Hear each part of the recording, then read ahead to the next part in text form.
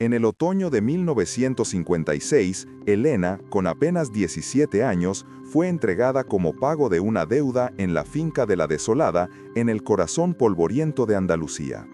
Su valor había sido tasado en el equivalente a 3 malas cosechas y la palabra de honor de su padre, un hombre quebrado por la sequía y la vergüenza. Durante los siguientes 7 años, su vida se convirtió en un laberinto de obediencia silenciosa, humillaciones invisibles y pequeños actos de supervivencia en un lugar donde no tenía nombre, solo una función. Era la chica que saldaba una cuenta, una sombra que se movía entre los olivos y los muros encalados de la casa principal. Su existencia transcurría bajo la mirada autoritaria de don Ramiro, el terrateniente que la poseía en todo menos en el papel. Sin salario, sin futuro y sin derecho a marcharse, su juventud se consumía al ritmo de las estaciones y el trabajo extenuante. Todo parecía inmutable, una condena silenciosa que se heredaba como la propia tierra, hasta que una plaga que amenazaba con destruir la riqueza del patrón se convirtió, irónicamente, en su única oportunidad de reclamar su humanidad.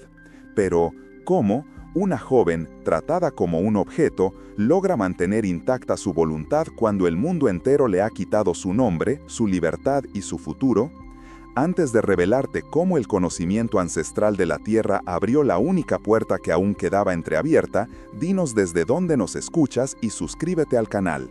Créenos, no querrás perderte la secuencia de decisiones que transformó no solo una vida, sino el destino de todo un valle. El conflicto central para Elena no era solo el trabajo forzado, sino la aniquilación de su identidad. En la Andalucía rural de mediados del siglo XX, un acuerdo de palabra entre hombres tenía más peso que la ley y ella se había convertido en la encarnación de ese pacto. Legalmente no era una esclava, pero en la práctica su vida estaba completamente subyugada al capricho de don Ramiro. Él decidía cuándo la deuda estaría saldada, un horizonte temporal deliberadamente vago que podía extenderse indefinidamente. Su familia, hundida en la culpa y la impotencia, no podía ofrecerle rescate alguno. Estaban atrapados en el mismo sistema que la había devorado a ella. El mayor obstáculo era, por tanto, psicológico, luchar contra la narrativa impuesta de que ella era una propiedad, un objeto de intercambio sin valor intrínseco. Cada amanecer en la finca era un recordatorio de su deshumanización, una batalla silenciosa contra la resignación que la rodeaba. Por todas la indiferencia de los otros jornaleros, hasta la presencia imponente y distante del hombre que se consideraba su dueño. Los últimos días de normalidad se desvanecieron en una neblina de miedo y conversaciones susurradas. Elena recuerda con una claridad dolorosa el olor a tierra húmeda de la última mañana que trabajó junto a su padre en su pequeño trozo de tierra arrendada. Aquel día, el silencio entre ellos era diferente. No era la calma cómplice de dos personas que conocen el campo y se entienden sin palabras, sino un silencio denso, cargado de una sentencia inminente. Su padre evitaba su mirada, sus manos, normalmente firmes y seguras al manejar el arado, temblaban ligeramente. Ella sabía que algo se había roto para siempre. Había oído fragmentos de las discusiones nocturnas, las súplicas de su madre y la voz resignada de su padre hablando de honor y de no tener otra salida. Pero la realidad de lo que eso significaba aún no había tomado forma. Su vida, aunque dura y precaria, tenía un orden: el cuidado de sus hermanos menores, el pan compartido en la mesa, la sensación de pertenencia a un hogar, por humilde que fuera. Todo eso estaba a punto de serle arrebatado. El recuerdo más nítido es el de su padre entregándole una pequeña medalla de la Virgen, el único objeto de valor de la familia. No dijo nada, solo se la puso en la mano y apretó sus dedos con una fuerza que era a la vez una disculpa y una despedida. La llegada a la Desolada fue como cruzar el umbral hacia otro mundo, uno regido por leyes no escritas y jerarquías inamovibles. El carruaje la dejó frente a una casa principal cuya austeridad imponente parecía juzgarla. No hubo bienvenida, solo una evaluación fría por parte de Isabel, la veterana ama de llaves. Isabel, una mujer endurecida por décadas al servicio de don Ramiro, la miró de arriba abajo con una mezcla de lástima y pragmatismo. No le preguntó su nombre, simplemente le indicó dónde dormiría, un pequeño cuarto húmedo junto a la cocina, y le enumeró sus tareas. Desde ese instante, Elena dejó de ser una persona para convertirse en una lista de obligaciones: limpiar los suelos de la casa, atender el fuego, lavar la ropa del patrón, ayudar en la cocina y, cuando hiciera falta, trabajar en el campo con los demás jornaleros. Estos, a su vez, la recibieron con una distancia calculada. Para ellos, ella era una anomalía, un recordatorio viviente del poder absoluto de don Ramiro y la fragilidad de sus propias vidas. Algunos la miraban con desprecio, otros con una compasión temerosa, pero nadie se atrevía a ofrecerle una palabra de consuelo. Estaba sola, una pieza extraña en un engranaje que funcionaba a base de miedo y costumbre. La finca era una sociedad en miniatura, y ella acababa de ser relegada a su casta más baja. Los primeros meses fueron un ejercicio brutal de anudación personal. La rutina era implacable, diseñada para no dejar espacio al pensamiento ni a la nostalgia. Se levantaba antes del amanecer, cuando el aire todavía era frío y cortante, y sus días terminaban mucho después de que el sol se hubiera puesto, con los músculos doloridos y el espíritu entumecido. Aprendió a moverse en silencio, a anticipar las necesidades de don Ramiro y de Isabel sin que se lo pidieran, a hacer su trabajo de forma tan eficiente que se volviera invisible. Esta invisibilidad era, al mismo tiempo, su condena y su única estrategia de supervivencia. Mientras sus manos fregaban, limpiaban y cosechaban, sus ojos y sus oídos registraban todo. Observaba las dinámicas de poder entre los capataces y los trabajadores, escuchaba los rumores sobre el estado de las cosechas y estudiaba el comportamiento de don Ramiro, un hombre de pocas palabras y gestos autoritarios, que rara vez se dirigía a ella directamente. Su único refugio era el campo. Cuando la enviaban a los olivares, sentía una conexión con algo más grande y antiguo que su propia desgracia. Acariciaba la corteza de los árboles centenarios, analizaba el color de la tierra, notaba los sutiles cambios en las hojas. La tierra no la juzgaba. Era la única parte de su nueva vida que le resultaba familiar y honesta, un conocimiento que había heredado de su padre y que ahora se convertía en su ancla secreta a la persona que solía ser. La brecha con su familia se hizo insalvable. Las visitas eran escasas y estaban rígidamente controladas por don Ramiro, como si fueran una concesión magnánima. Esos encuentros, en lugar de ser un consuelo, se convertían en una tortura silenciosa. Su padre no podía mirarla a los ojos. La culpa lo había transformado en un hombre encorvado, de voz apagada, que apenas era capaz de articular frases completas. Su presencia era un recordatorio constante del pacto que los había destrozado. La vergüenza se instalaba entre ellos como un muro de cristal, palpable e indestructible.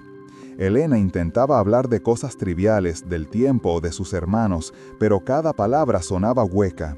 Su madre, por su parte, se aferraba a ella con una desesperación silenciosa, sus ojos llenos de lágrimas que nunca llegaban a caer. Le traía pequeños trozos de pan o fruta, gestos de amor que solo acentuaban la impotencia de su situación. Elena se sentía obligada a fingir que estaba bien, a construir una fachada de fortaleza para no añadir más dolor al que ya soportaban sus padres. Regresaba a su cuarto en la finca con una sensación de vacío aún mayor. El sacrificio que estaba haciendo para salvarlos también los estaba destruyendo. La deuda no solo le había costado su libertad, había envenenado los lazos familiares, sustituyendo el amor y el apoyo por un abismo de culpa, vergüenza y palabras nunca dichas. Los años en la desolada no se medían en días, sino en estaciones.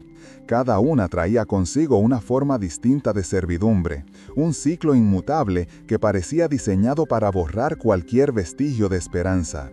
El invierno era el frío que se colaba por las grietas de su cuarto, un frío que se metía en los huesos y que no se iba ni con el calor del fogón de la cocina. Era la época de la poda de los olivos, con las manos entumecidas y agrietadas por el viento helado, trabajando de sol a sol junto a hombres que la ignoraban. La primavera traía una belleza cruel, el florecimiento de un campo que no le pertenecía, un recordatorio de la vida que bullía en todas partes, menos en su interior. El verano era un infierno de polvo y sudor, el sol implacable de Andalucía castigando la tierra y a quienes la trabajaban, jornadas interminables bajo una luz cegadora que la dejaban sin fuerzas para pensar. Y el otoño, la época de la cosecha, era la más agotadora de todas. El peso de los sacos, el olor intenso de las aceitunas, la presión constante de los capataces para recogerlo todo antes de las primeras lluvias. Con cada ciclo, un pedazo de la antigua Elena se desvanecía. Ya no pensaba en un futuro más allá de la finca. Su mente, antes llena de curiosidad y pequeños sueños, se había convertido en un registro de tareas, un mecanismo de supervivencia.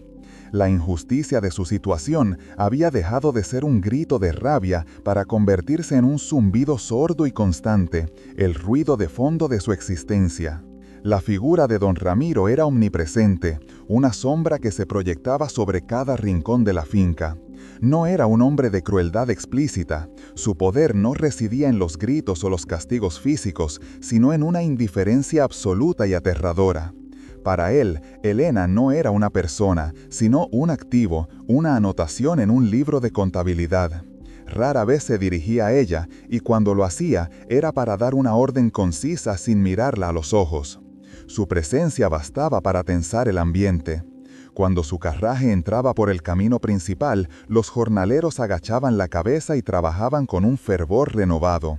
En la casa, su paso por los pasillos provocaba un silencio inmediato. Elena aprendió a leer sus humores a través de señales indirectas. El modo en que dejaba el sombrero sobre la mesa, el tono con el que hablaba con el capataz, la elección del vino en la cena. Vivir bajo su techo era como habitar un campo minado de reglas invisibles. Un plato mal colocado, una mota de polvo en un mueble, un retraso de 1 minuto en servirle el café, cualquiera de estas nimiedades podía desencadenar una reprimenda helada que no iba dirigida a ella, sino a Isabel, pero que Elena sentía. Como un latigazo. Esta distancia calculada era más deshumanizante que cualquier insulto. La convertía en un objeto, en parte del mobiliario, y la obligaba a vivir en un estado de alerta perpetua donde el más mínimo error podía tener consecuencias impredecibles. En este desierto de afecto, la relación con Isabel, la ama de llaves, se convirtió en un complejo campo de batalla y a la vez en un salvavidas inesperado. Al principio, Isabel la trataba con la misma dureza pragmática que al resto del servicio. Era una mujer que había sobrevivido en ese entorno, aprendiendo a no mostrar debilidad ni compasión. Para ella, Elena era solo un par de manos más, una boca que alimentar y un problema potencial. Le enseñó las rutinas de la casa con una paciencia áspera, señalando cada error sin contemplaciones. Sin embargo, con el paso de los meses, algo empezó a cambiar. Isabel, una observadora tan aguda como la propia Elena, comenzó a notar detalles que la diferenciaban de las otras muchachas que habían pasado por la finca. Notó la meticulosidad con la que remendaba la ropa, la inteligencia silenciosa con la que organizaba la despensa para que nada se desperdiciara, la resistencia estoica con la que soportaba las jornadas largas sin una sola queja. No hubo un momento de revelación, sino una sucesión de pequeñas concesiones. Una noche, al ver a Elena tiritando en la cocina, Isabel dejó olvidada una vieja manta de lana sobre una silla. Otra vez, le enseñó un truco para quitar las manchas más difíciles, un secreto del oficio que nunca compartía. No eran actos de bondad, sino de reconocimiento. Isabel veía en Elena un reflejo de su propia juventud, una voluntad de hierro disfrazada de sumisión, y sin pronunciar una sola palabra de aliento, comenzó a impartirle la única educación que importaba en la desolada, el arte de sobrevivir y navegar las corrientes invisibles del poder. El coste físico de esta vida era brutal y se acumulaba día tras día. Las manos de Elena, que una vez fueron las de una joven campesina, se transformaron en herramientas. La piel se endureció y se llenó de callosidades por el contacto con la lejía, la tierra y las herramientas de labranza. Las uñas se rompían constantemente y las pequeñas heridas y cortes eran una presencia habitual que aprendió a ignorar. Su espalda desarrollaba un dolor crónico, un nudo de tensión permanente en la zona lumbar por las horas que pasaba inclinada, ya fuera fregando los suelos de piedra de la casa o arrancando malas hierbas en el campo. Pero el agotamiento más profundo no era muscular, sino anímico. Había días en que el simple acto de levantarse de su jergón requería un esfuerzo sobrehumano. La frustración se manifestaba como una pesadez en el pecho, una sensación de ahogo que la acompañaba constantemente. A veces, mientras lavaba la ropa en el río, se quedaba mirando su reflejo en el agua y le costaba reconocer a la persona que le devolvía la mirada. Veía un rostro más delgado, con ojeras permanentes y una expresión vacía que no se correspondía con la joven que recordaba. Había perdido la capacidad de sentir pequeñas alegrías. El sabor de la comida era solo combustible, el calor del sol era una amenaza, y el silencio de la noche no traía descanso, sino la repetición de los mismos pensamientos opresivos. Su cuerpo se había convertido en una prisión, y su mente en su carcelera. La soledad era un muro que la rodeaba por completo, reforzado no solo por el desdén de sus patrones, sino también por el recelo de los otros trabajadores. Para los jornaleros de la desolada, Elena no era una de ellos. Era un recordatorio constante y viviente de su propia precariedad. Su presencia les recordaba que a ojos de don Ramiro todos eran reemplazables, sus vidas y las de sus familias pendían de un hilo tan frágil como la palabra de honor de un hombre desesperado. Por ello, la mantenían a distancia. No era una hostilidad abierta, sino una exclusión sutil y sistemática. En las pausas para el almuerzo, en medio del campo, se formaban corrillos donde se compartía un trozo de pan, un trago de vino y las últimas noticias del pueblo. Cuando Elena se acercaba, las conversaciones se apagaban o cambiaban a un tono neutro y funcional. Nadie compartía su comida con ella, nadie le ofrecía una palabra de consuelo tras una reprimenda del capataz. La veían como la chica de la deuda, una categoría aparte, una anomalía que era mejor ignorar. Esta marginación era, en cierto modo, más dolorosa que la indiferencia de don Ramiro. Anhelaba una conexión humana, una mirada cómplice, una simple pregunta sobre cómo se sentía, pero encontraba un vacío. Este aislamiento forzado la obligó a replegarse aún más en sí misma, a construir una fortaleza interior donde sus pensamientos y observaciones eran su única compañía. Aprendió a comer sola, a trabajar en silencio y a encontrar consuelo en la compañía de los olivos, cuya presencia antigua y silenciosa era más reconfortante que la de cualquier ser humano en la finca. Hubo un momento, durante el segundo invierno, en que la resistencia de Elena estuvo a punto de quebrarse por completo. Una epidemia de gripe se extendió por la comarca y la alcanzó con una virulencia particular. Durante casi una semana, yació en su jergón, temblando de fiebre, con el cuerpo dolorido y la mente nublada por el delirio. Isabel, por orden de don Ramiro, y más por miedo al contagio que por compasión, le dejaba un poco de caldo y agua en la puerta, pero nadie entró a cuidarla. En esos días de soledad febril, la barrera que había construido entre su presente y su pasado se derrumbó. Recordaba con una claridad alucinatoria el tacto de las manos de su madre en su frente cuando era niña, el sonido de la voz de su padre contándole cuentos junto al fuego. Esos recuerdos, antes un ancla, se convirtieron en una forma de tortura. La injusticia de su situación la golpeó con la fuerza de una revelación física. No era solo el trabajo o la humillación, era la negación de un derecho fundamental, el de ser cuidado, el de importar para alguien. Lloró en silencio, no de tristeza, sino de una rabia impotente que la consumía. Se sintió completamente rota, un objeto defectuoso que había sido descartado en un rincón para que se consumiera solo. Fue en el punto más bajo de su desesperación, cuando la idea de no volver a levantarse se convirtió en una tentación, que una nueva sensación emergió de las profundidades de su ser, una terquedad fría y afilada. Si iba a morir, no sería así. Si iba a vivir, no sería como una sombra. La fiebre remitió, pero algo dentro de ella había cambiado para siempre. El fuego de la rabia se había transformado en las brasas de una determinación implacable. Tras superar la enfermedad, Elena adoptó una nueva estrategia de supervivencia. Comprendió que la sumisión pasiva solo la llevaría a la aniquilación total. Su cuerpo seguiría perteneciendo a la finca, pero su mente sería suya, y decidió convertirla en su arma secreta. Dejó de ser una simple ejecutora de tareas para convertirse en una estudiosa de su entorno. Su trabajo ya no era una carga, sino una oportunidad para recopilar información.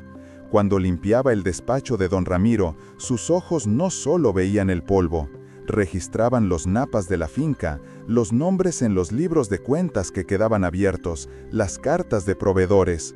Cuando ayudaba en la cocina, prestaba atención a las conversaciones entre Isabel y los capataces sobre los precios del aceite, las dificultades de la cosecha o la salud del ganado. En el campo, su conexión con la tierra se profundizó y se volvió más analítica. Ya no solo sentía el campo, lo leía.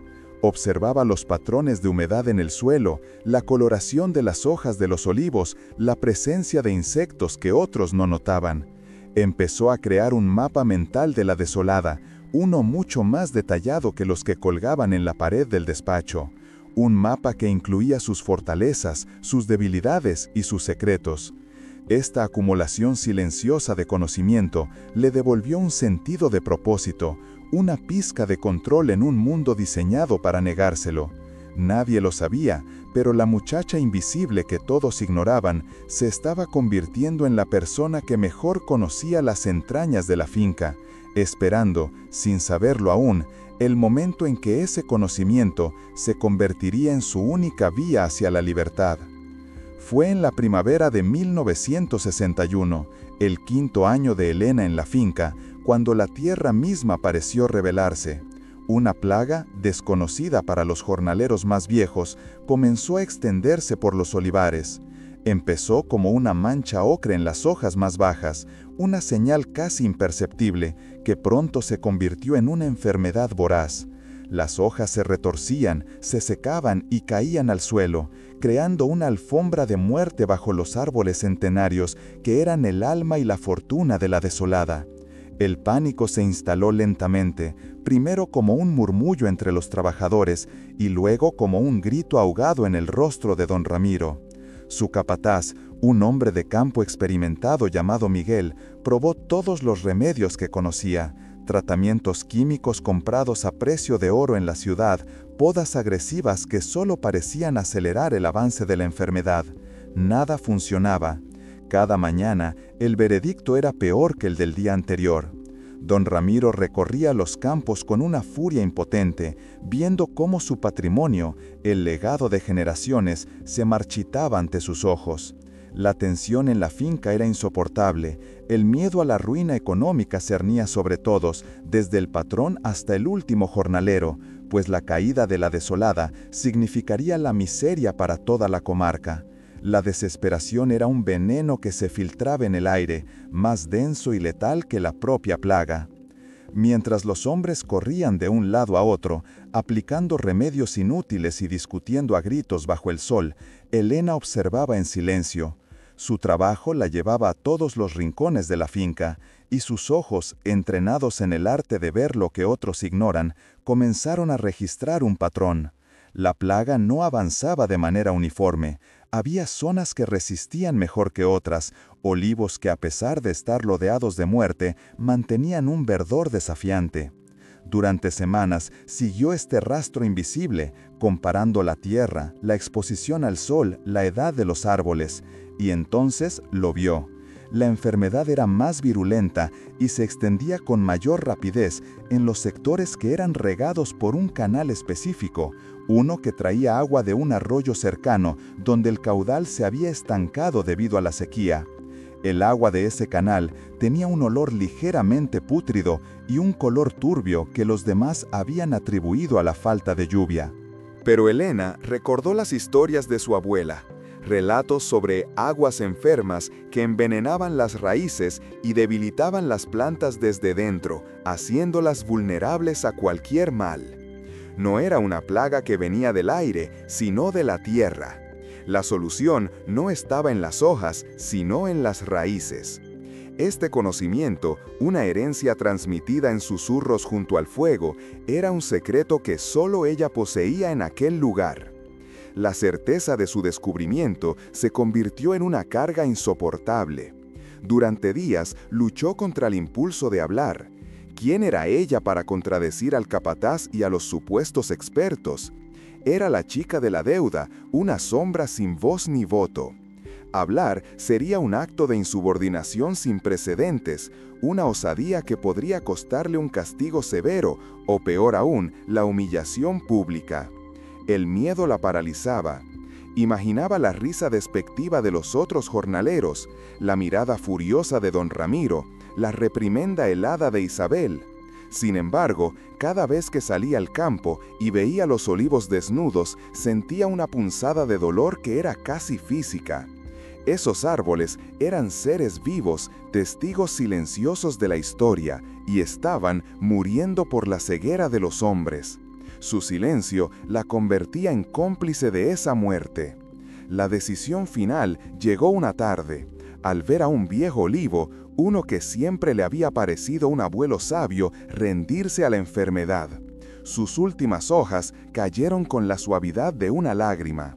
En ese instante, algo se rompió dentro de Elena. El miedo no desapareció, pero fue superado por un sentido del deber más profundo, una lealtad no hacia el patrón, sino hacia la propia tierra que la había visto nacer. Se secó las manos en el delantal, respiró hondo y caminó con una determinación que no sabía que poseía hacia la casa principal, donde don Ramiro estaba reunido con sus capataces. El grupo estaba en el patio, discutiendo acaloradamente sobre la conveniencia de talar una sección entera del olivar para crear un cortafuegos. La atmósfera era de derrota. Cuando Elena se acercó, se hizo un silencio denso y desconcertado. Nadie esperaba su presencia allí. Con la voz temblorosa pero clara, pidió permiso para hablar. Don Ramiro se volvió hacia ella con una mezcla de irritación y sorpresa. «¿Qué quieres?», espetó, sin ocultar su desdén. Elena, evitando las miradas de los demás, se dirigió directamente a él. «Señor, con su debido respeto, el problema no está en las ramas, está en el agua del canal viejo. El agua está envenenando la tierra». La reacción fue inmediata. El capataz soltó una carcajada amarga y los otros hombres intercambiaron miradas de incredulidad. Don Ramiro la fulminó con la mirada. «¿Y tú, una mocosa que fue entregada para pagar una deuda, vienes a decirnos cómo cuidar nuestro campo? ¿Qué sabes tú que estos hombres que han trabajado la tierra toda su vida no sepan?» La humillación fue pública y cortante. Elena sintió que las mejillas le ardían, pero no bajó la vista. «Sé lo que me enseñó mi abuela», respondió, con una sencillez que desarmó la agresividad del ambiente. «Permítame intentarlo en una pequeña parte, solo en una hilera, no tienen nada que perder». La audacia de su petición dejó a todos sin palabras. Don Ramiro la observó durante un largo minuto, su rostro una máscara impenetrable. En sus ojos se libraba una batalla entre el orgullo herido y la desesperación más absoluta. Todo lo que había intentado había fracasado. Estaba al borde de perder la cosecha del año y quizás la viabilidad de la finca a largo plazo. La propuesta de aquella muchacha era ridícula, un insulto a su autoridad y a la experiencia de sus hombres. Pero la frase «no tienen nada que perder» resonó en el silencio con una lógica aplastante. Darle una oportunidad no era un acto de fe, sino una apuesta desesperada, casi un gesto de desprecio para demostrarle lo equivocada que estaba y ponerla en su sitio de una vez por todas. Con un movimiento brusco de la cabeza, señaló hacia el fondo del olivar. «La última hilera, la que está junto al arroyo seco. Ya la damos por perdida. Haz lo que quieras con ella, pero si fallas, no quiero volver a oír tu voz en esta finca mientras vivas». No era un permiso, era una sentencia. Para Elena, sin embargo, era la primera elección que le permitían tomar en 5 años. Era todo lo que necesitaba. La oportunidad, por pequeña y envenenada que fuera, era una puerta que acababa de abrir a la fuerza. Sin perder un instante, Elena se puso a trabajar.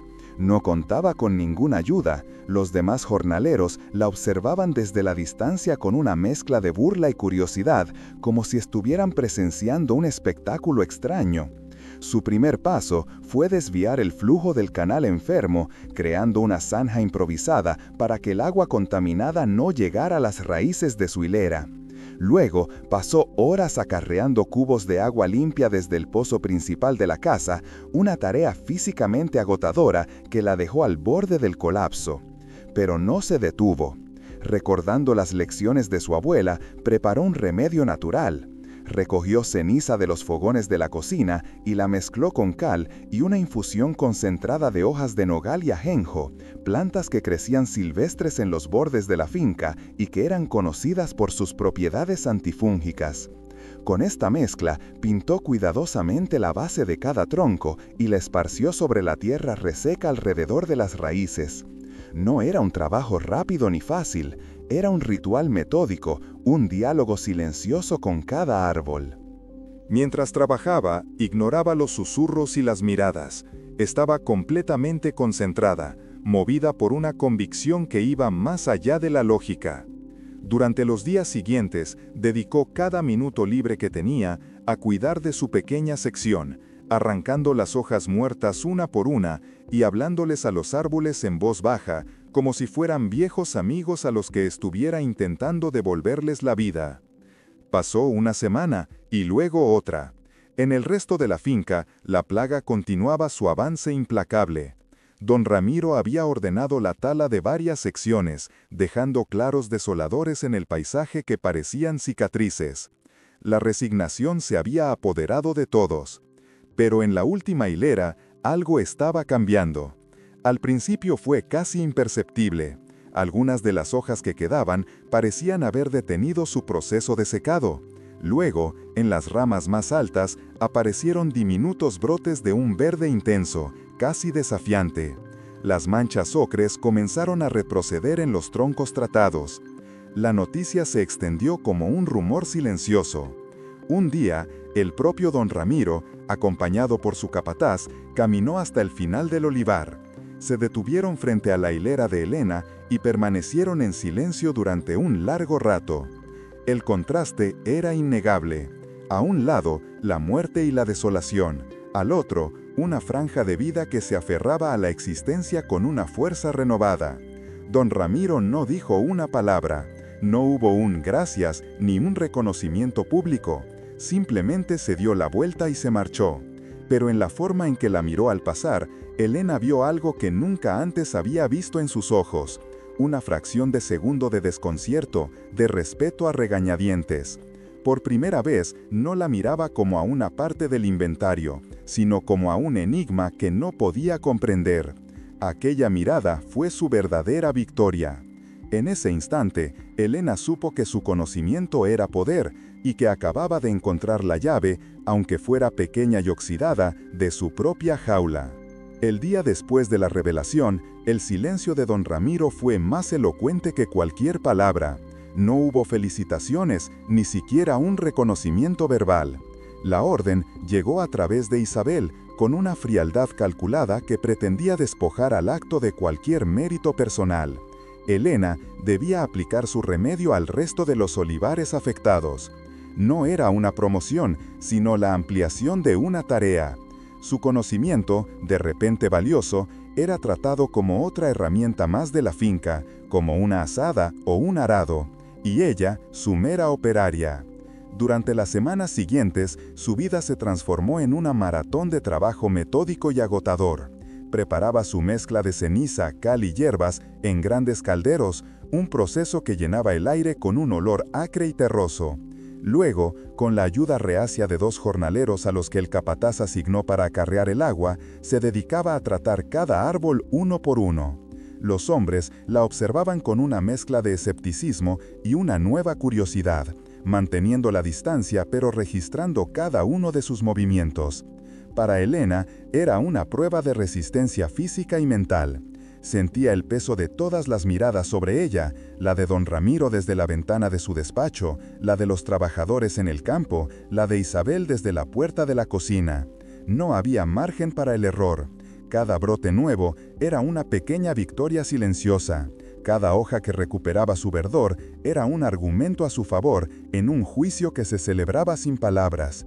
Su éxito no le granjeó afecto, pero sí un nuevo tipo de espacio. Nadie se atrevía ya a mirarla con desprecio. En su lugar había una cautela, un reconocimiento tácito de que la chica de la deuda poseía un poder que ellos no comprendían del todo. Aquella mirada fue su verdadera victoria. En ese instante, Elena supo que su conocimiento era poder, y que acababa de encontrar la llave, aunque fuera pequeña y oxidada, de su propia jaula. El día después de la revelación, el silencio de don Ramiro fue más elocuente que cualquier palabra. No hubo felicitaciones, ni siquiera un reconocimiento verbal.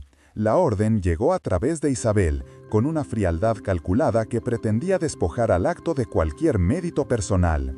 Elena debía aplicar su remedio al resto de los olivares afectados. No era una promoción, sino la ampliación de una tarea. Su conocimiento, de repente valioso, era tratado como otra herramienta más de la finca, como una azada o un arado, y ella, su mera operaria. Durante las semanas siguientes, su vida se transformó en una maratón de trabajo metódico y agotador. Preparaba su mezcla de ceniza, cal y hierbas en grandes calderos, un proceso que llenaba el aire con un olor acre y terroso. Luego, con la ayuda reacia de 2 jornaleros a los que el capataz asignó para acarrear el agua, se dedicaba a tratar cada árbol uno por uno. Los hombres la observaban con una mezcla de escepticismo y una nueva curiosidad, manteniendo la distancia pero registrando cada uno de sus movimientos. Para Elena era una prueba de resistencia física y mental. Sentía el peso de todas las miradas sobre ella, la de don Ramiro desde la ventana de su despacho, la de los trabajadores en el campo, la de Isabel desde la puerta de la cocina. No había margen para el error. Cada brote nuevo era una pequeña victoria silenciosa. Cada hoja que recuperaba su verdor era un argumento a su favor en un juicio que se celebraba sin palabras. Su éxito no le granjeó afecto, pero sí un nuevo tipo de espacio. Nadie se atrevía ya a mirarla con desprecio. En su lugar había una cautela, un reconocimiento tácito de que la chica de la deuda poseía un poder que ellos no comprendían del todo. Sin embargo, la naturaleza es compleja y no se somete a soluciones únicas. Cuando llegó a una sección de olivos más jóvenes, plantados apenas una década atrás, su remedio no funcionó con la misma eficacia. Las hojas seguían amarillando y la plaga, aunque contenida, se negaba a retroceder. Este contratiempo fue un golpe brutal a su recién adquirida autoridad informal. Pudo ver la impaciencia en el rostro de don Ramiro y oír los murmullos de los jornaleros resurgir. Fue suerte, no sabe lo que hace. La presión se multiplicó. En lugar de rendirse, Elena intensificó su observación. Pasaba las horas del crepúsculo en esa sección, después de que todos los demás se hubieran marchado. Tocaba la tierra, la olía, la desmenuzaba entre sus dedos. Comparaba la textura del suelo con la de las zonas donde los árboles sí se habían recuperado. Se dio cuenta de que la tierra allí era más arcillosa, menos porosa. El agua se estancaba más tiempo y su remedio, en lugar de nutrir, parecía estar ahogando las raíces más débiles de los árboles jóvenes. Fue una lección de humildad y una revelación crucial. No existía una cura milagrosa, sino un delicado equilibrio que debía ser entendido y respetado. El fracaso parcial la obligó a ir más allá de la sabiduría heredada y a empezar a desarrollar la suya propia, basada en la experimentación directa. La finca se convirtió en su laboratorio y cada árbol en un paciente que requería un diagnóstico individualizado. Su lucha ya no era solo por la supervivencia de los olivos, sino por la validación de su intelecto frente a un mundo que solo veía en ella un par de manos. Su nueva hipótesis la llevó a experimentar con la nutrición del suelo. Recordó a su padre hablando de cómo la tierra se cansa y necesita ser alimentada. Empezó a recoger en secreto los restos orgánicos de la cocina, cáscaras de verdura, pozos de café, cáscaras de huevo. Los mezclaba con estiércol seco de las mulas y hojas caídas, creando un compost rudimentario en un rincón apartado de la finca, lejos de miradas indiscretas. Isabel, que no perdía detalle, pareció comprender su intención sin necesidad de que se lo explicara. De repente, los cubos de basura de la cocina contenían más restos vegetales de lo habitual, y un saco de cenizas de la chimenea principal aparecía olvidado cerca de su zona de trabajo. Eran pequeños actos de complicidad silenciosa, una alianza femenina forjada en la necesidad y el respeto mutuo. Tras varias semanas, Elena comenzó a aplicar su compost casero alrededor de los olivos jóvenes, removiendo la tierra con cuidado para airear las raíces antes de regar con agua limpia del pozo. El cambio no fue inmediato, pero al cabo de un mes los resultados empezaron a ser visibles. Los árboles jóvenes recuperaron su vigor, sus hojas adquirieron un verde más profundo y la plaga retrocedió definitivamente. Esta segunda victoria fue, para ella, más importante que la primera. No había sido un golpe de suerte, ni la aplicación de un viejo truco. Había sido el resultado de un proceso de observación, análisis, hipótesis y experimentación. Acababa de demostrar, ante todo a sí misma, que no solo era guardiana de un conocimiento antiguo, sino que era capaz de crearlo. Este éxito consolidó su posición de una manera extraña y no oficial. Don Ramiro, incapaz de admitir su dependencia de ella, desarrolló un método para consultarla sin hacerlo directamente. Durante sus paseos por la finca con el capataz, se detenía cerca de donde Elena estuviera trabajando y lanzaba preguntas al aire, dirigidas a su empleado pero claramente destinadas a ella. ¿Crees que deberíamos rotar el trigo este año o dejar la tierra en barbecho?, preguntaba, mirando al horizonte. El capataz, que ya había aprendido la nueva dinámica, se encogía de hombros o daba una respuesta vaga, esperando. Entonces, Elena, sin levantar la vista de su trabajo, ofrecía una respuesta concisa y fundamentada. La tierra junto al arroyo necesita barbecho, está agotada, pero la parcela del norte aguantaría una siembra de legumbres para fijar el nitrógeno.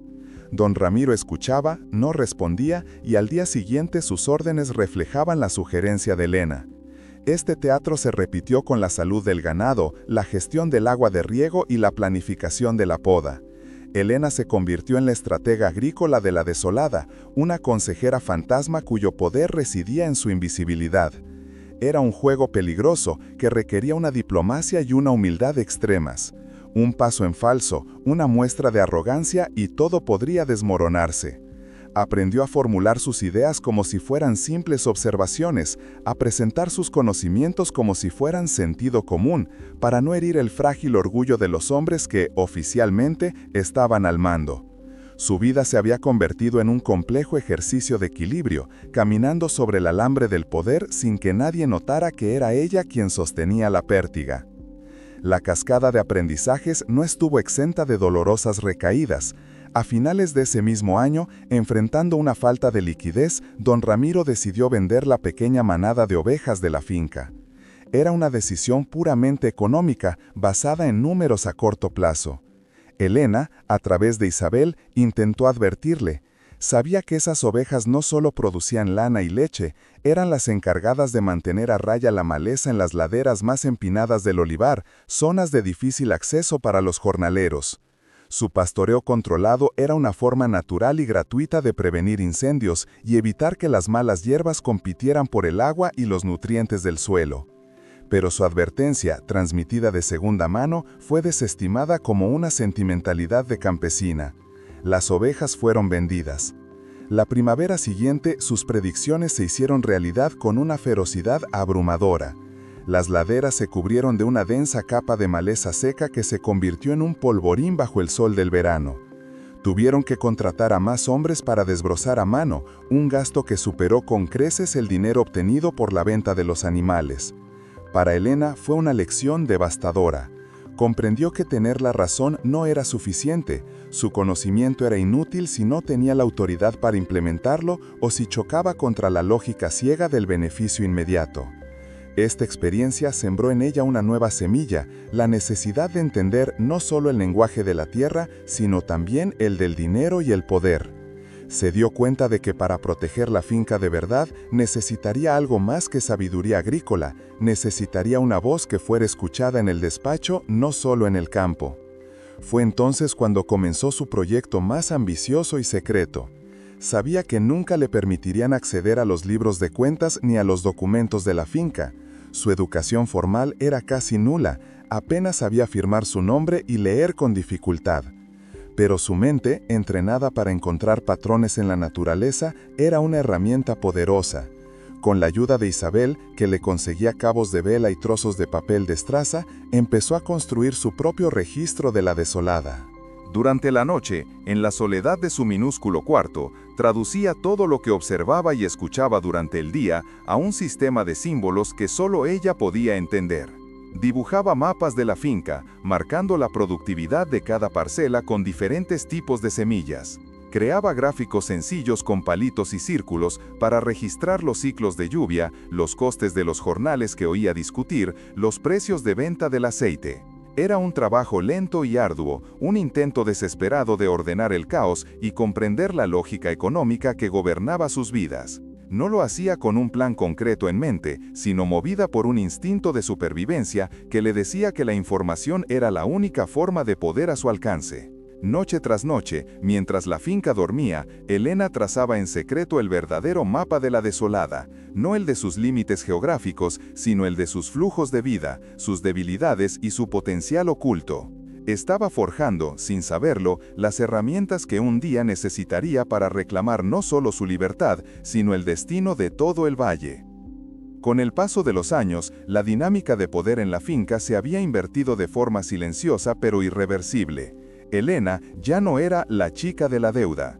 Para los jornaleros, se había convertido en la que sabe. Acudían a ella antes que al capataz para resolver problemas. Le preguntaban por qué sus gallinas no ponían huevos, qué remedio usar para la tos de un niño o cuál era el mejor momento para plantar sus pequeños huertos familiares. Ella respondía siempre con paciencia y generosidad, compartiendo su conocimiento sin esperar nada a cambio. Su autoridad no emanaba del miedo o de un título, sino del respeto ganado a pulso a través de resultados tangibles y de una empatía genuina. Se había convertido en el corazón que hacía latir a la comunidad de trabajadores, el pilar que sostenía la finca desde sus cimientos. Don Ramiro, envejecido y cada vez más apartado de la gestión diaria, observaba esta transformación desde la distancia. Su orgullo le impedía reconocer abiertamente el papel de Elena, pero su dependencia de ella era total. La finca era próspera y estable gracias a las decisiones que ella tomaba desde la sombra. Había pasado de ser un objeto intercambiado por una deuda a ser el activo más valioso de la desolada. Ya no era una prisionera del lugar. El lugar, de alguna manera, se había vuelto prisionero de su sabiduría. El escenario estaba preparado. La estructura feudal de la finca se había agrietado por dentro, sostenida únicamente por la frágil salud de un anciano.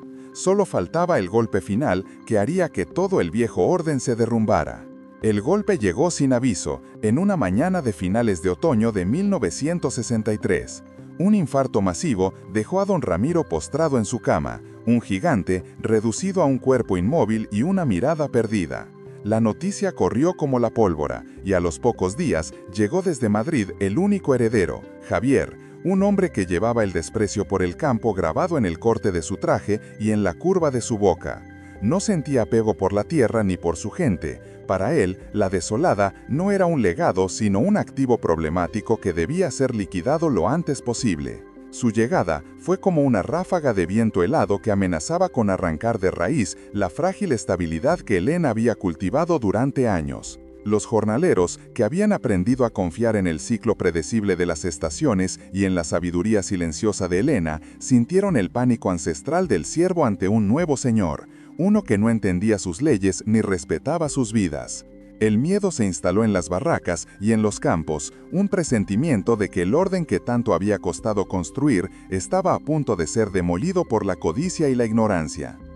Las decisiones de Javier no se hicieron esperar y fueron tan brutales como predecibles. En su primera semana, despidió a Miguel, el viejo capataz, y a una docena de los jornaleros más antiguos, llamándolos reliquias improductivas. Ignorando por completo los ciclos de la tierra, ordenó la venta inmediata de la parcela norte, la más fértil, a unos especuladores conocidos en la comarca por agotar los terrenos y abandonarlos.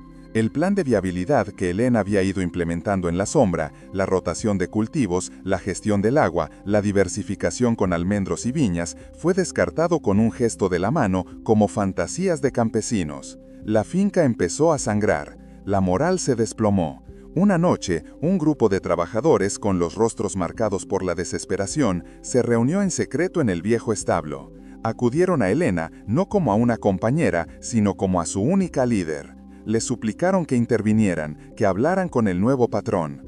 Pero Elena sabía que las palabras serían inútiles. Javier no la veía como una persona, sino parte del inventario que pretendía vender. Comprendió entonces que su única oportunidad no era pedir, sino demostrar. Y para ello tendría que sacar a la luz el trabajo de casi una década, sus mapas, sus gráficos, sus libros de cuentas secretos. Tendría que arriesgarlo todo en un acto de insubordinación total. El dilema consumió a Elena durante días. Había pasado años construyendo su autoridad desde la invisibilidad, perfeccionando el arte de influir sin ser vista. Dar un paso al frente significaba exponerse a una humillación pública y definitiva, a ser expulsada de la única casa que conocía, a perderlo todo. El miedo, aquel viejo conocido de sus primeros años, volvió a atenazarla. Pero cuando miraba los rostros de los hombres y mujeres que confiaban en ella, cuando veía el futuro de sus hijos pendiendo de un hilo, comprendía que su lucha ya no era solo por su propia libertad, era por la dignidad de toda una comunidad. La decisión se fraguó la noche antes de que los compradores finales llegaran para cerrar el trato que desmembraría la finca para siempre. En la penumbra de su cuarto, con el único sonido de su propia respiración, desplegó sobre el suelo de baldosas gastadas todos sus registros. No eran solo papeles, eran la prueba de su resistencia, el testimonio de miles de horas de observación silenciosa, la manifestación física de su intelecto. Vio en ellos no solo números y símbolos, sino la historia de la redención de una tierra y de su propia alma. Al amanecer, cuando el primer rayo de sol se filtró por la pequeña ventana, Elena había tomado una decisión. No lucharía por ella misma, lucharía por la desolada.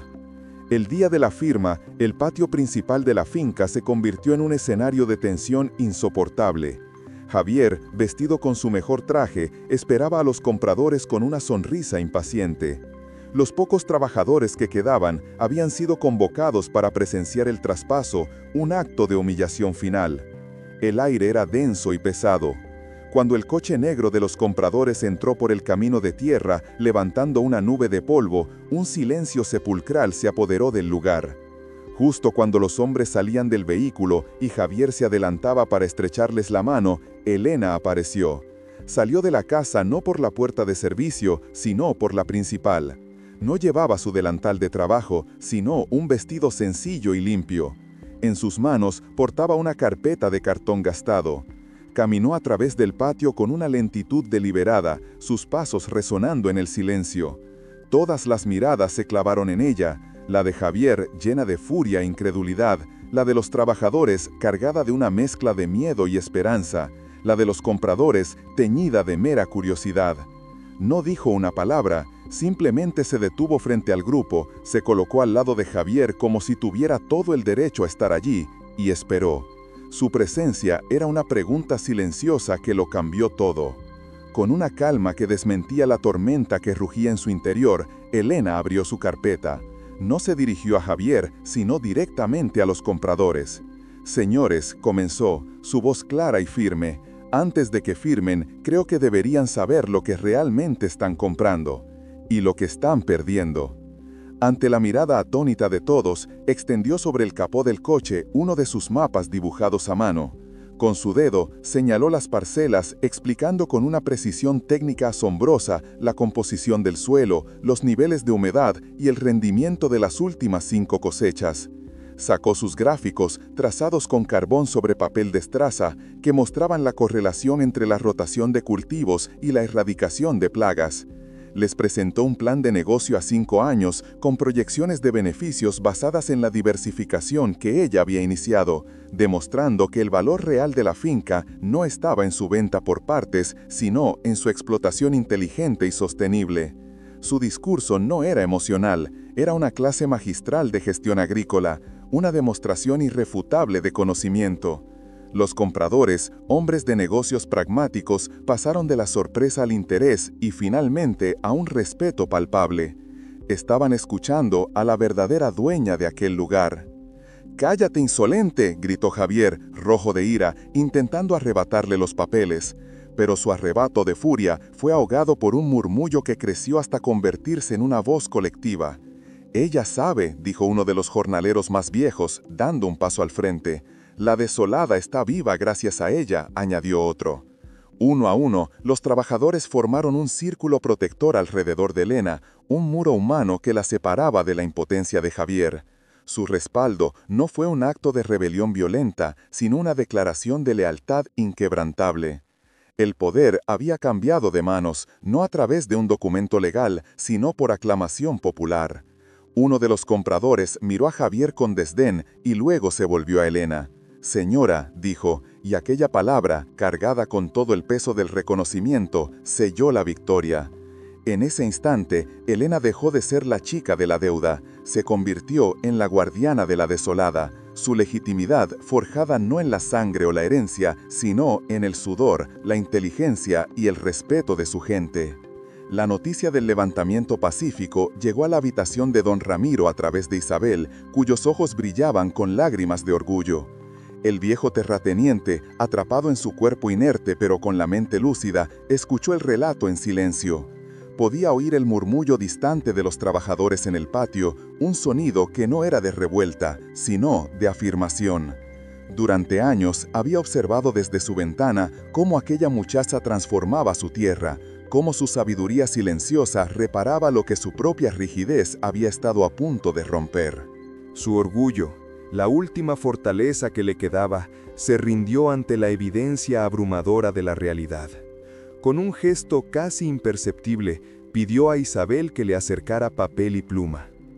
Con una mano temblorosa, guiada por la mujer que había sido su sombra durante décadas, don Ramiro firmó un poder notarial simple y devastador.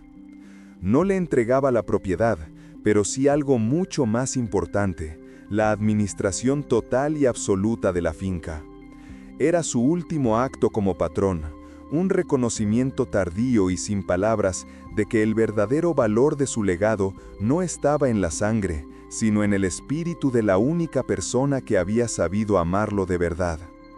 Cuando Isabel le entregó el documento a Elena en el patio, la joven no sintió el júbilo del triunfo, sino el peso solemne de la responsabilidad. La batalla había terminado. Ahora comenzaba la reconstrucción. La salida de Javier de la desolada no fue una retirada digna, sino una huida silenciosa al amparo del anochecer. Dejó atrás un traje caro arrugado sobre una silla y el eco de una humillación que resonaría en los salones de Madrid. Su marcha marcó el fin de una era y el comienzo de un tiempo incierto. La victoria no trajo consigo una explosión de júbilo, sino una calma solemne, casi sagrada. Los trabajadores, que habían formado un escudo humano alrededor de Elena, ahora la miraban con una mezcla de reverencia y expectación. ¿Qué haría ahora la mujer que les había devuelto la esperanza? Su primer acto no fue ocupar el despacho de don Ramiro ni sentarse en su silla de cuero. Fue convocar a todos en el patio, bajo la sombra del viejo olmo, y escuchar. Durante horas escuchó las historias de deudas, de enfermedades no atendidas, de hijos que no podían ir a la escuela. No prometió milagros. Su primera orden fue sencilla, pero cargada de un simbolismo abrumador. La barraca que había sido su cuarto durante 7 años sería demolida, y en su lugar se construiría una pequeña escuela para los niños de la finca. No era un acto de poder, sino de justicia. Demostró desde el primer momento que su liderazgo no se basaría en la autoridad impuesta, sino en la dignidad compartida. La desolada, cuyo nombre siempre había evocado abandono y tristeza, comenzaba a respirar un aire nuevo, un aire de posibilidad que olía a tierra mojada y a pan recién hecho. El peso de la responsabilidad era inmenso, pero Elena lo llevaba no como una carga, sino con la herramienta con la que por fin podía empezar a construir. La transformación más profunda y radical llegó una semana después, en otra reunión bajo el mismo olmo. Elena, con sus mapas y sus registros extendidos sobre una mesa de madera, les explicó su visión. La desolada ya no sería propiedad de un solo hombre, sino el sustento de todos. Propuso algo que la mayoría ni siquiera podía concebir: convertir la finca en una cooperativa. No fue una idea fácil de asimilar. Para hombres y mujeres acostumbrados a una vida de servidumbre, la idea de ser dueños de su propio trabajo era tan extraña como la de que la tierra girara alrededor del sol. Hubo escepticismo, miradas de desconfianza. ¿Era una trampa? ¿Una nueva forma de control? Elena no usó discursos grandilocuentes. Les habló con la misma lógica con la que hablaba de la tierra. Les mostró los números, los costes, los beneficios, las proyecciones. Les explicó cómo se repartirían las ganancias, no en función de la jerarquía, sino del trabajo aportado. Se crearía un fondo común para la salud, la educación y para ayudar a las familias en tiempos de mala cosecha. Cada familia tendría voz y voto en las decisiones importantes. No les estaba ofreciendo un regalo, sino una responsabilidad compartida. La verdadera libertad, les dijo, no era no tener patrón, sino ser cada uno patrón de su propio destino. La votación se hizo a mano alzada. Al principio solo unas pocas manos temblorosas se levantaron. Luego, una tras otra, el resto siguió, hasta que todo el patio fue un bosque de brazos extendidos hacia el cielo, sellando un pacto que cambiaría para siempre la historia de aquel valle. Con la finca estabilizada, el siguiente paso de Elena fue sanar la herida más profunda de todas, la de su propia familia. Con los primeros beneficios de la cooperativa, reunió el dinero de la deuda original, una cantidad que don Ramiro nunca se había molestado en calcular con exactitud. No lo envió, fue ella misma, en un carro cargado con productos de la finca, hasta la pequeña casa de cal blanca de sus padres. El reencuentro fue un torbellino de emociones contenidas. Su madre lloró en silencio, abrazándola con una fuerza que parecía querer recuperar los 7 años perdidos. Sus hermanos menores, ya casi unos hombres, la miraban con una admiración que rozaba la incredulidad. Pero fue el encuentro con su padre el que marcó el verdadero ciclo. Él, un hombre encorvado por el peso de la culpa, no podía levantar la vista del suelo. Elena se acercó, le entregó una bolsa con el dinero y le dijo con una voz suave pero firme: «La deuda está pagada, pero no fue tuya, fue del sistema que nos ahogaba. Ahora eres libre». No hubo reproches, solo una absolución que él no se sentía merecedor de recibir. Tardó semanas en poder mirarla a los ojos, pero cuando finalmente lo hizo, Elena no vio vergüenza, sino un orgullo roto que empezaba a reconstruirse. Los invitó a vivir en la desolada, no en las barracas, sino en una de las salas de la casa principal, que ella misma había acondicionado. Su padre, al principio reacio, acabó aceptando, y encontró su redención no en las palabras, sino en el trabajo, volviendo a cuidar de un pequeño huerto, con la dignidad de quien ya no trabaja para un amo, sino para el futuro de sus nietos. Asumir la dirección de la desolada obligó a Elena a enfrentarse a sus propias limitaciones. Su sabiduría sobre la tierra era inmensa, pero el mundo de los contratos, los impuestos y los bancos era un idioma extranjero y hostil. Lejos de ocultar su analfabetismo funcional, lo convirtió en su primer proyecto personal. Con la ayuda de la joven maestra que había contratado para la escuela de la finca, Elena pasaba cada noche, después de jornadas agotadoras, aprendiendo a leer con fluidez y a dominar los números. La misma paciencia que había dedicado a observar los patrones de las hojas de los olivos, la aplicaba ahora a descifrar las cláusulas de un préstamo o a equilibrar un libro de contabilidad. No lo hacía sola. Isabel, que había pasado de ser su mentora en el arte de la supervivencia a su consejera más leal, se convirtió en sus ojos y oídos en la casa principal, manejando la logística interna con una eficiencia férrea, mientras Elena se concentraba en la estrategia a largo plazo. Juntas, formaban un equipo formidable, una alianza de inteligencia práctica y visión de futuro. Elena demostró que el verdadero liderazgo no consiste en saberlo todo, sino en tener la humildad de aprender lo que no se sabe y la sabiduría para rodearse de quienes pueden ayudar. Su transformación no se detuvo al tomar el poder, fue entonces cuando realmente comenzó. Pasó de ser la guardiana de la tierra a convertirse en la arquitecta de una comunidad, aprendiendo a construir con la misma destreza con la que había aprendido a cultivar. El éxito de la cooperativa La Desolada no tardó en trascender sus propios límites, convirtiéndose en un murmullo, luego en una leyenda y finalmente en un ejemplo incómodo para el resto de los terratenientes de la comarca. Al principio, la veían con desprecio, prediciendo un fracaso inminente. ¿Una finca gobernada por una mujer y un puñado de analfabetos? Durará menos que una helada en primavera, decían en las tabernas y en el casino del pueblo. Sin embargo, los resultados eran innegables. Mientras sus propias tierras sufrían por la sequía y la mala gestión, las cosechas de La Desolada eran más abundantes que nunca. Sus aceites y vinos, producidos con un cuidado casi artesanal, empezaron a ganar fama y a venderse a precios más altos en las ciudades. Los jornaleros de otras fincas miraban con envidia a sus antiguos compañeros, que ahora no solo tenían un salario justo, sino también una casa decente, atención médica y, sobre todo, dignidad. La Desolada se convirtió en un faro de esperanza que exponía la injusticia del sistema feudal que aún imperaba en la región. Algunos jornaleros empezaron a organizarse, a exigir mejores condiciones, inspirados por el modelo de Elena. Aunque ella nunca buscó ser una revolucionaria, sus acciones provocaron una lenta pero imparable transformación social.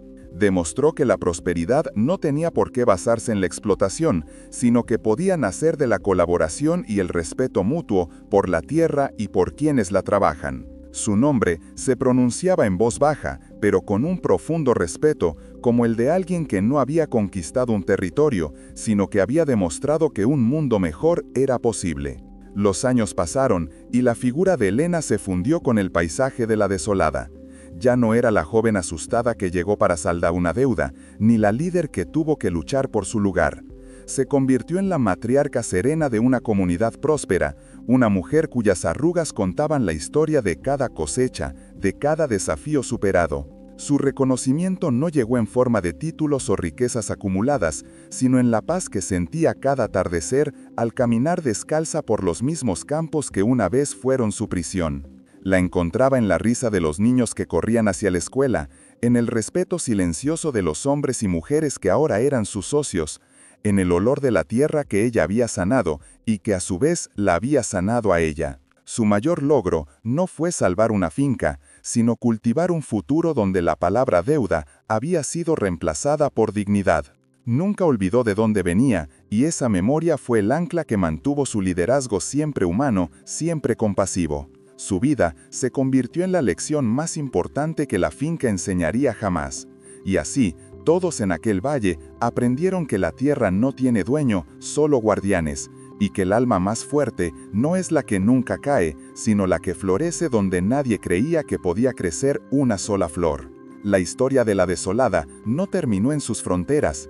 Al principio, se extendió como un murmullo cauteloso por los campos y pueblos de la comarca, una historia que los terratenientes intentaban acallar con desprecio y los jornaleros repetían en susurros, casi con miedo de creerla. Pero las semillas de la posibilidad, una vez plantadas, son difíciles de arrancar. El ejemplo de la cooperativa se convirtió en una leyenda viva, un faro que iluminaba la profunda oscuridad de un sistema basado en la servidumbre. No provocó una revolución armada, sino algo mucho más profundo y duradero, una revolución de la conciencia.